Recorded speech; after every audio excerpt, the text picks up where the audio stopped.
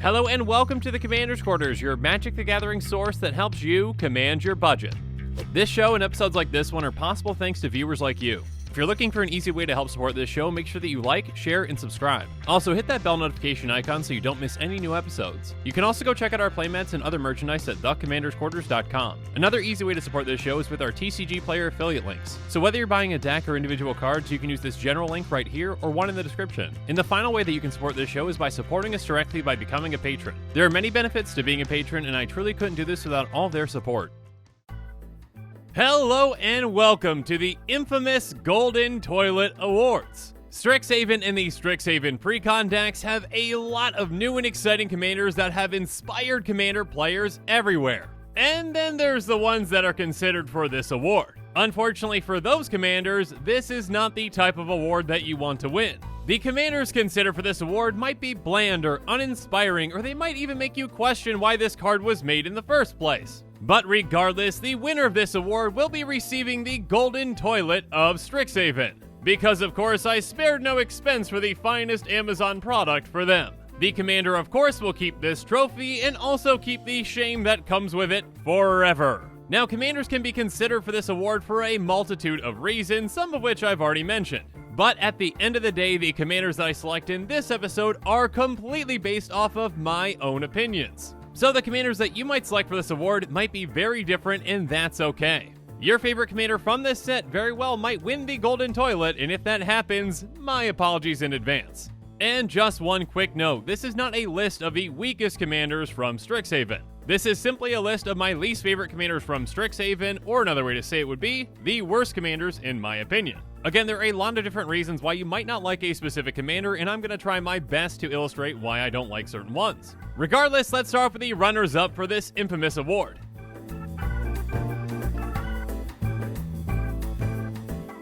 First off, starting at number 10, there's Amon Quandrix Prodigy. She is a 1/2 human wizard for green-blue, and she has pay 1, tap. You may put a land card from your hand onto the battlefield tapped, pay 4, tap, draw a card. If you control 8 or more lands, draw 2 cards instead. Now, Zamon is definitely not a weak commander. She deals with ramping you as well as drawing you cards.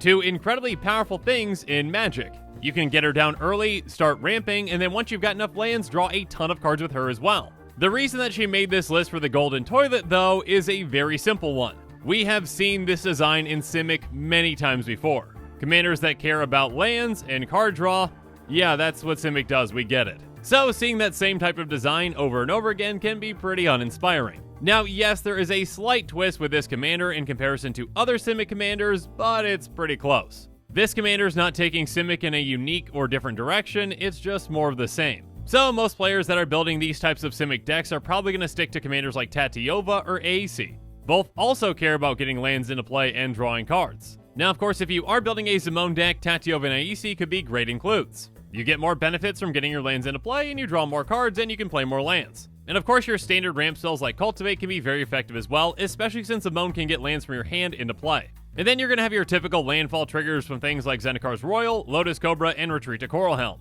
There are plenty of effective landfall cards out there, and these are just a few. Zendikar's Royal makes you a 2/2 when a land comes into play. Lotus Cobra gives you a mana, so again, if you use Zamon to actually get a land into play, you're getting that mana back.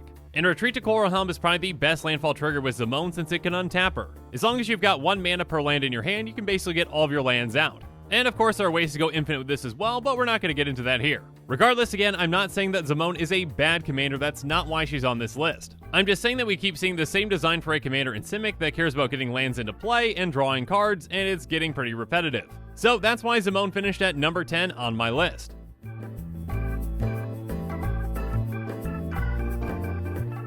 But next up, let's move on to number 9, and with another Simic commander with Kian, Dean of Substance. Now, a quick note with this and other MDFC commanders. With this set especially, I had a hard time deciding on how to deal with MDFC commanders in these lists. Technically, commanders like the Deans are 2 separate commanders, but they are on 1 card. Now, for other formats, this can be very effective because both sides can interact very well when they're on the field together. But in Commander, you're not going to have that happen. So it ends up kind of being like a worse version of Partner. You're only going to be getting one side out at a time, and if you want the other side out at a certain point, you've got to jump through some hoops to get there. So it's not really all that effective to build around both sides. Again, this is just my opinion, but this is the way that I'm going about it. Each of these Dean cards can only show up in one spot on the list, so you won't be seeing the front side in one spot and the back side in another.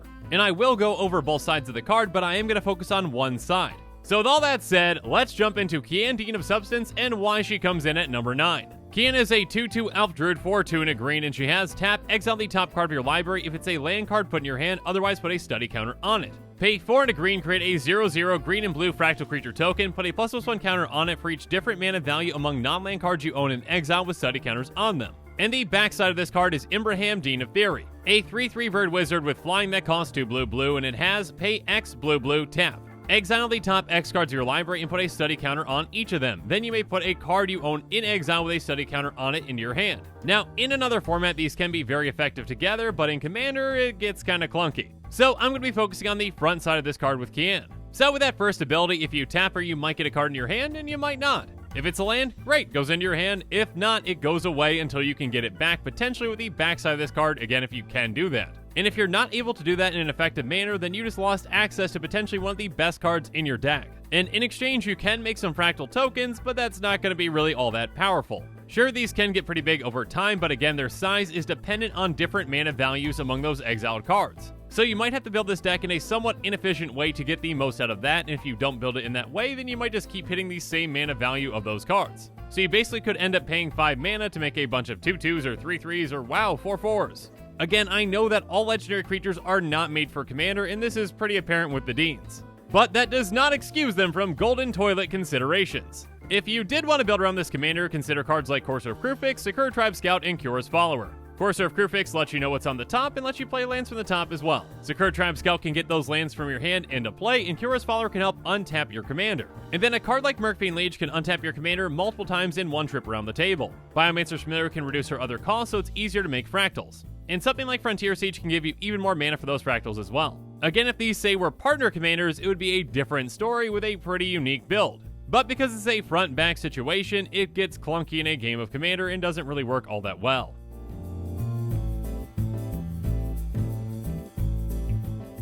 But next up, let's move on to number 8 with Tavash, Gloom Summoner. Tavash is a 4/4 life-linking human warlock that costs 4 and a black. It says at the beginning of your end step, if you gain life this turn, you may pay X life for X the amount of life you gained. If you do, create an XX black demon creature token with flying. So essentially, during your turn, if you gain a bunch of life, you can instead say, you know what, let's take that life that I did gain and instead just make a giant creature token. It's a somewhat interesting concept, but I feel like it's just not quite there.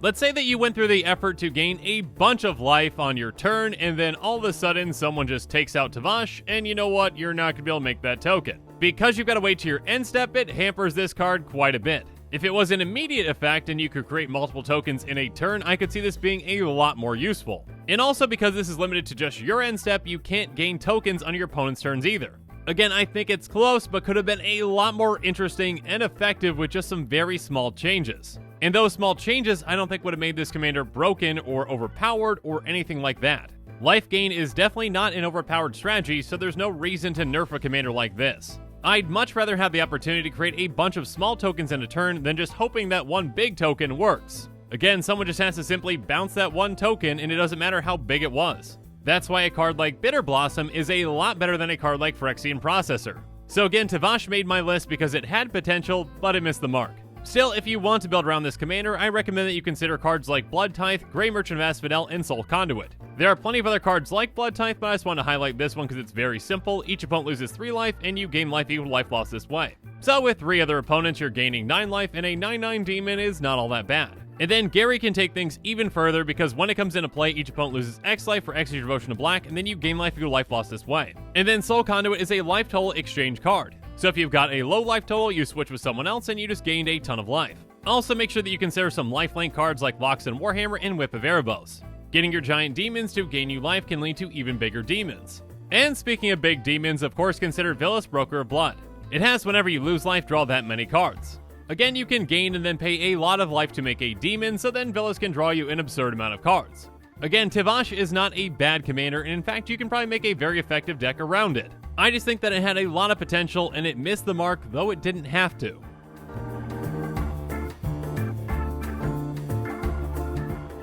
But next up, let's move on to number 7 with another one of the lovely Deans from Strixhaven. Uvilda, Dean of Perfection, is a 2/2 Djinn Wizard for 2 and a blue. It has tap, you may exile an instant or sorcery card from your hand and put 3 hone counters on it. It gains at the beginning of your upkeep. If this card is exiled, remove a hone counter from it, and when the last hone counter is removed from this card, if it's exiled, you may cast it. It costs 4 less to cast this way. Now, this is the side I'm going to focus on, but I'll jump to the back really quick. Nasari, Dean of Expression, is a 4/4 Efreet Shaman for 3 red. It has at the beginning of your upkeep, exile the top card of each opponent's library. Until end of turn, you may cast spells from among those exiled cards, and you may spend mana as though it were mana of any color to cast those spells. Whenever you cast a spell from exile, put a +1 counter on Nasari, Dean of Expression. Yes, these would work well together, but again in Commander, it's going to be clunky, so let's focus on the front.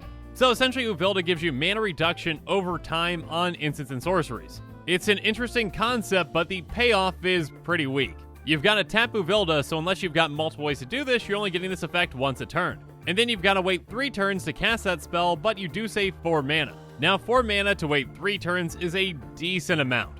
But what if on that turn you draw something that you really need to cast right then, and you don't have enough mana to cast both? It can just lead to some less than desirable situations, and it works a lot less effectively than a commander that's already out there in the exact same color identity. And that would be Joyra of the Get To, which can help you cheat on mana cost for anything. And you can activate her multiple times in a turn without needing to untap. She has pay to exile a non-land card from your hand, put 4 time counters on the exiled card. If it doesn't have suspend, it gains suspend. So you're not restricted to a certain card type like instants and sorceries, and you don't have to pay any cost once that last counter is removed. Now with each of these commanders, of course, cards like Paradox Haze and Sphinx of the Second Sun can help you out a lot. Basically, you get an extra upkeep so you can remove an extra counter. Now with Uvilda specifically, some cards that you might want to consider are Chakram Retriever, Intellectual Offering, and Epic Experiment. Chakram lets you untap her whenever you cast a spell during your turn. Intellectual Offering lets you draw 3 and untap everything. And if you use your commander to hone it, it's only going to cost you 1. And of course, big X spells like Epic Experiment, you basically get 4 extra mana for because of your commander.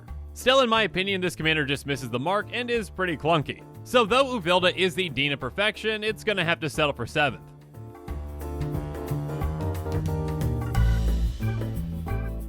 But next up, let's move on to number 6 with Lelia the Blade Reforged. Lelia is a 2/2 Spirit Warrior with haste that costs 2 and a red. When it attacks, you exile the top card of your library. You may play that card this turn. And when you exile 1 or more cards from your library and or graveyard, put a +1 counter on Lelia. Now, this is yet another one of those commanders that I thought was really close, but not quite there. That attack trigger gives you temporary card advantage, which is great. Impulse Draw like this is essentially Red's way of generating card advantage, though it is temporary. Having an Impulse Draw commander can be a pretty cool concept. But when the payoff is just this commander gets slightly bigger, that's not all that exciting to me. Now, I understand why it had to say 1 or more, but even that really hampers this commander. You probably don't want someone just being able to one-shot an opponent out of nowhere by just using something like Relic of Progenitus to just get rid of their entire graveyard. That being said, if they took out that graveyard part, they could also take out the 1 or more most likely, and then that would be fine. So more so focusing on Impulse Draw rather than Flashback or Graveyard Removal, etc, etc. And if that trigger was more exciting than just getting a counter on this, I'd be more apt to build around this commander. Maybe when you exile a card from your library, a card from your graveyard gets flashback, or you get a token, etc, etc. Something more interesting than just Impulse Draw Voltron combat. Regardless, if you do want to build around this commander, consider cards like Light Up the Stage, Vance's Blasting Cannons, and Atali Primal Storm. Light Up the Stage and Vance's Blasting Cannons give you Impulse Draw, and Atali Primal Storm lets you cast things for free off the top of everyone's library. You can also consider a Harnfell Horn of Bounty, which is on the backside of Burgi. Basically, it lets you discard a card to Impulse Draw too. And like I mentioned earlier, something like Relic of Progenitus can help, but mostly for its tap target player exiles a card from their graveyard effect. And also consider equipment that give trample or some form of evasion because this commander desperately needs it. Again, to me, small changes could have made Lelia a lot more interesting than it is. But Impulse Draw Mono Red Voltron really isn't something that speaks to me.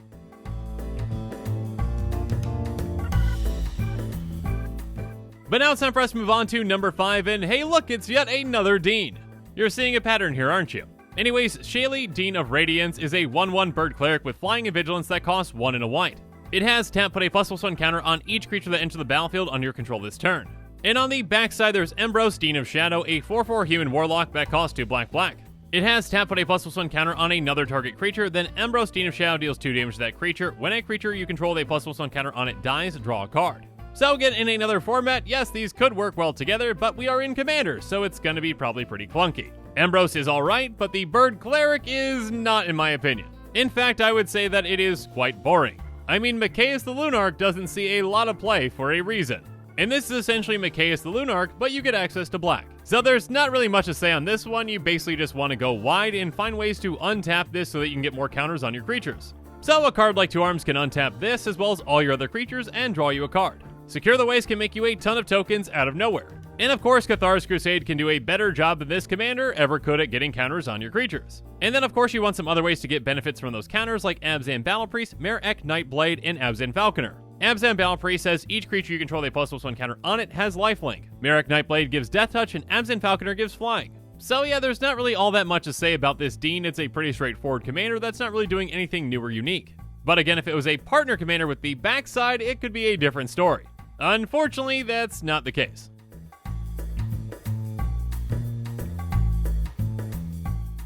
But now it's time to move on to number 4, and oh no, it's another Dean. Okay, I promise this is the last Dean, I promise, okay? So, Valentin, Dean of the Vein, is a 1/1 Vampire Warlock for a black that has Menace and Lifelink. It says if a non-token creature an opponent controls would die, exile it instead.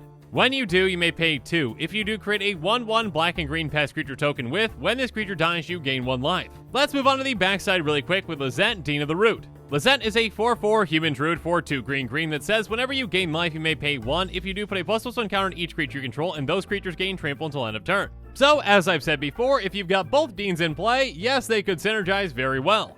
Unfortunately, not the case in Commander, so let's just focus on the front. So this can be a hate bear against graveyard synergies or reanimator decks that you can get down on turn 1. Exiling opponent's creatures when they die is nice, and having the option to make a creature is good too. But 2 mana is quite a bit to pay for that. You're going to have to hold up a lot of mana to get a lot of use out of this. If it was 1 mana, in my opinion, that would be a lot different. And it would even be more impactful if it counted your creatures as well. Now, if you want to build around Valentin, the Dean, with these cards, you should be keen. Okay, that was absolutely terrible. My apologies. Anyways, Keeper of the Dead, Royal Assassin, Visara the Dreadful. Assassin-type creatures can really help you out with this kind of a commander because, again, you're going to be able to kill that creature when you want to and then be able to pay that 2 mana to make that pest. You can also generate a ton of mana with something like Black Market that says whenever a creature dies, put a charge counter on it. In the beginning of your pre-combat made phase, you add black for each charge counter on it. So you can cast a bunch of kill spells and make a bunch of pests. And of course, things that pump pests or make more pests like Blightmount and Blacks can really help out as well. And that's all I've got to say about Valentin, the Dean, who against your opponents with graveyard synergies can be mean. Also terrible. Anyways, let's move on.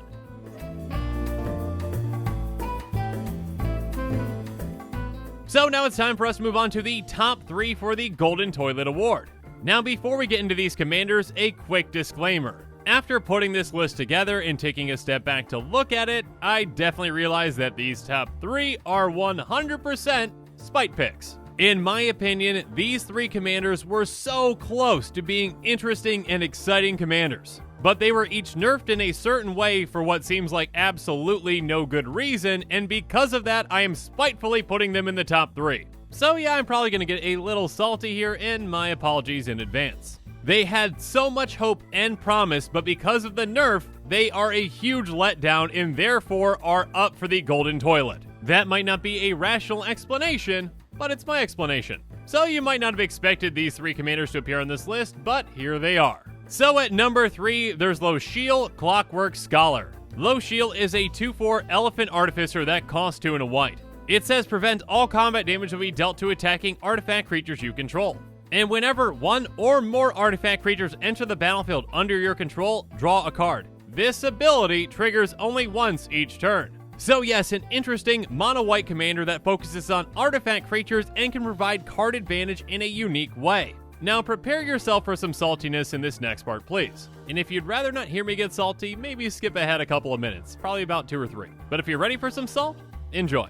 Because for whatever reason, Wizards will not allow mono-white to draw more than 1 extra card in a turn. On Blogatog, Mark Rosewater was asked, is part of the white card draw philosophy that it should only draw 1 extra card per turn? And Mark Rosewater simply answered, yes. Now for those of you that don't know, Mark Rosewater, better known as Morrow, is the head designer of Wizards. And I, like many, very much appreciate that he interacts with the community and answers questions. That being said, I very much disagree and think that he is wrong when it comes to mono-white not being able to get any extra card advantage outside of 1 extra card a turn. In fact, Mark had previously said, I've come to realize that I needed to reframe how I thought of white. Card draw is too fundamental to the game to cut out of a color. We're still going to keep it in 5th in card drawing, but we're working to figure out how to make card draw organically white in a way that doesn't undercut its philosophy or flavor. Completely understandable that white does not need to be one of the top card drawing colors, but I very much believe that Mark is going to have to rethink the way that he thinks about white again in the future.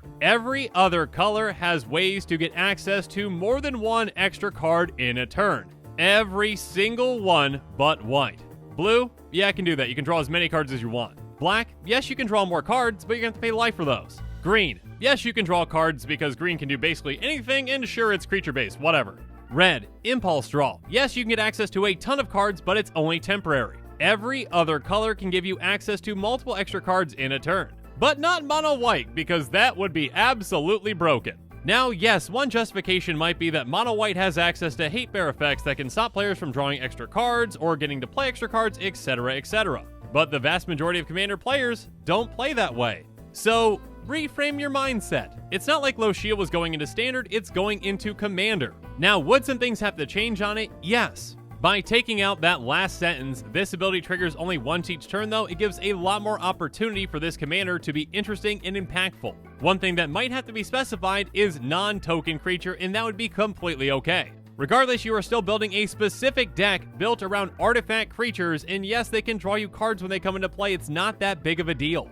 I mean, Toski is out there in mono green just letting you draw an absurd amount of cards in a turn just by swinging with creatures that are small.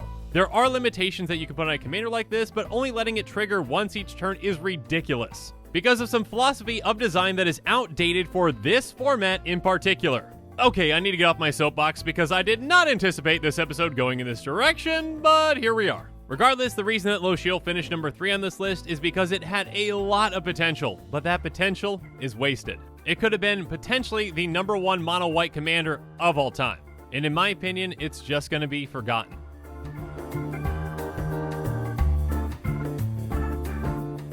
But now let's move on to number 2 with yet another mono white commander with Mavinda, Student's Advocate.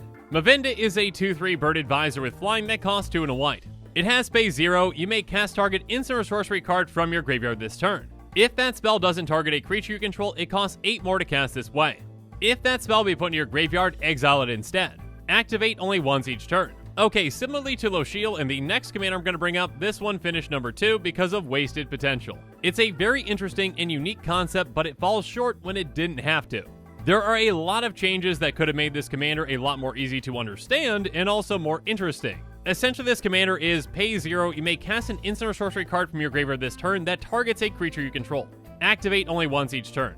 That's pretty much all it is. In mono white, how many times are you going to be able to pay an extra 8 for a spell? I understand not allowing you to cast whatever you want a second time. Putting a restriction on it is very understandable. That restriction of basically the spell has to target a creature you control is a unique one. If that's the case though, then again you don't really need to say activate only once each turn.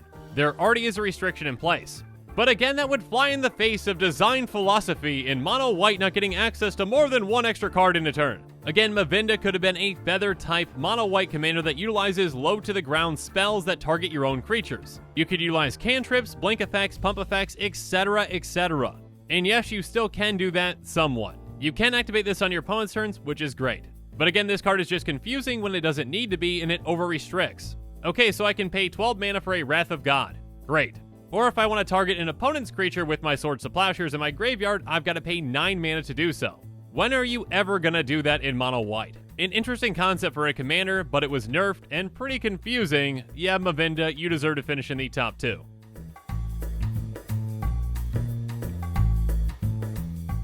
But the commander that finishes at number 1 is definitely the commander that I am most disappointed in, and therefore the most deserving of the Golden Toilet Award. As I was reading the text on this commander, I was incredibly excited, until I read the last 5 words. And then the commander was ruined. So, the winner of the Strixhaven Golden Toilet Award is Willow Dusk Essence Seer.